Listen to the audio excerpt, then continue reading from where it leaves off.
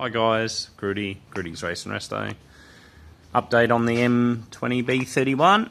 Motor's in.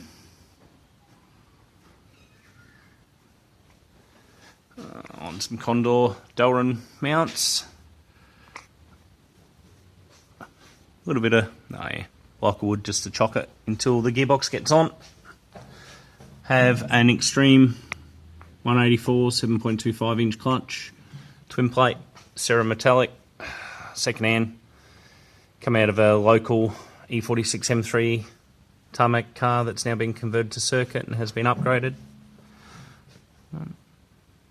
Tested it, measured it all, no real wear, a little bit of heat, but no real wear, a little bit in the fingers, should be fine. Right, this V-band's welded onto the collector, lots better than what it was. Still not perfect ideal. It would have been nice to have a V-band with enough meat on it to be able to cone it out a little bit better. But yeah, heaps better than what it was. Should have a floor clearance and stuff, hopefully. Worst case scenario, I have to dent it a little bit. Should be right. Make that work. Right, yeah, this has got nice big chunky upgrades, sway bar, and I like this. This is something smart for people to learn. My client did this when they built the car. Mark your return line. For the simple reason, I have many a times... I have actually had customers ring up and tell me that they're wrong. Now, check this out. Because I do E30s all the time, I actually know what's going on here, and that is not the return. That there is actually the carbon canister line. So we will take that off and put that onto that one. Now, that's the return line. For the simple reason, carbon canister line runs down there, all the way down, and it runs to the top of the tank, and that's pressure and return. But yeah. Oh, let's show you some other stuff. So, this clutch setup has a stack height, I've already measured it, of 101, 102 millimeters. So, stack height, measure from here. Always make sure you put in your plate, because if you measure from where the bell housing mounts and you leave stuff out, you're altering stack height. To here, measures 101 to 102 millimeters. Alright. Gearbox between bell housing flange, bell housing face, and clutch fork press point, those little knobs that hang off the clutch fork, is 134 millimeters. So it works out as 32 to 33 millimeters of thrust bearing thickness that we need, carrier and thickness. The Tilton one that I've purchased, it's had over 300 bucks. Purchased today, it'll be on its way in an airbag tonight or tomorrow.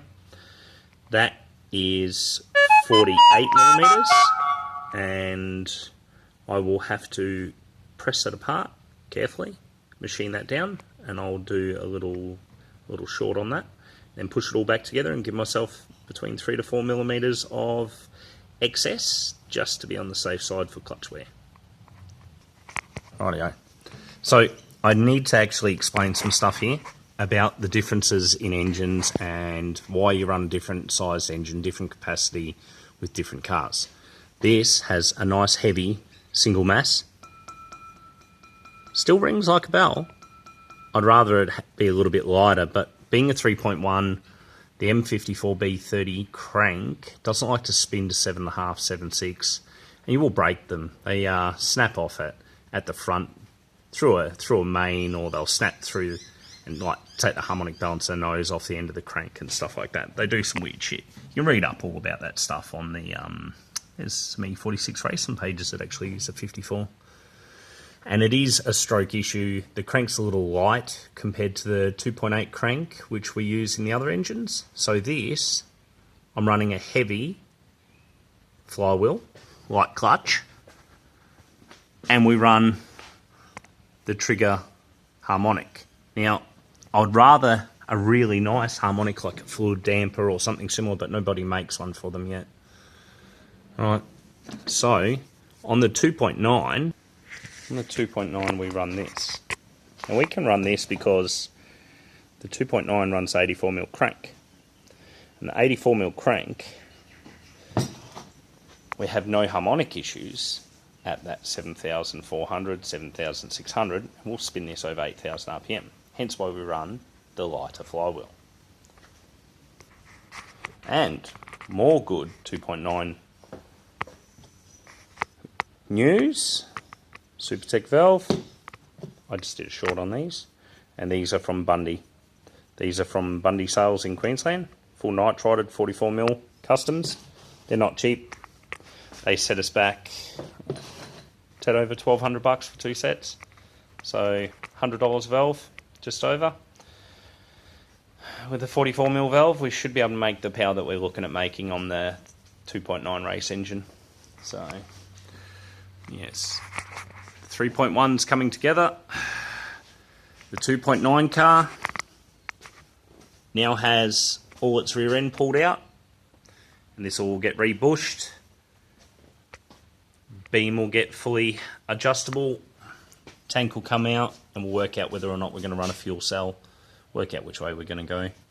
Pretty confident I want to run the battery under the boot here, so I might cut a section in and run the battery through under the boot rear seat. Run the fuel tank in the boot. So yeah, all go, guys. E30 race cars on the hoist. And if you like the content, you know the drill. Like and subscribe. Thanks for your time. Hope you have a lovely day.